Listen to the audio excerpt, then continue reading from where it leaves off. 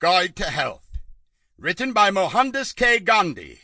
Narrated by Jagannatha Dasa and the Icon Players.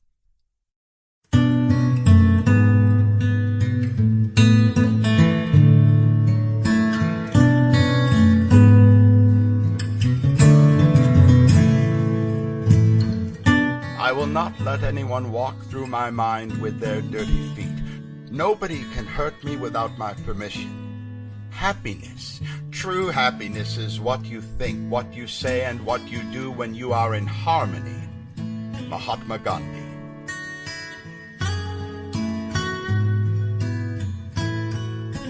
The great Mahatma Gandhi, an ambitious attorney turned simple orthodox Hindu holy man, single-handedly invented the philosophy of non-violent non-cooperation, which successfully dislodged the British Empire from their long-held tyrannical imperial rule over India.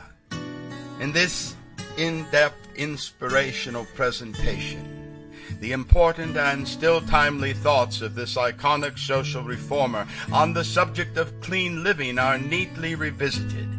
This imperative socio-political, philosophical, esoteric profiling courage of simple good health is as important today as it was in the Mahatma's time, as many of us face an admittedly dreadfully unhealthy lifestyle arising from too much junk food, not enough rigorous exercise, our reliance on too many medicines, and far too little faith in God. Here are the gentle, wise words of a soft-spoken, self-realized man, who not only asked seminal questions about the healthy lifestyle we all would benefit from, but also came up with powerful, tested solutions, resulted in simple living, but very high thinking. I'm Jagannatha Dasa.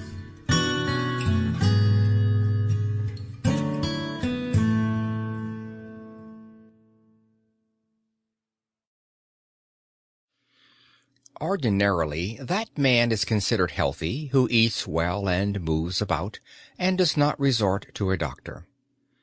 But a little thought will convince us that this idea is wrong. There are many cases of men being diseased in spite of their eating well and freely moving about. They are under the delusion that they are healthy simply because they are too indifferent to think about the matter. In fact, perfectly healthy men hardly exist anywhere over this wide world. As has been said, only that man can be said to be really healthy who has a sound mind in a sound body. The relation between the body and the mind is so intimate that, if either of them got out of order, the whole system would suffer. Let us take the analogy of the rose flower.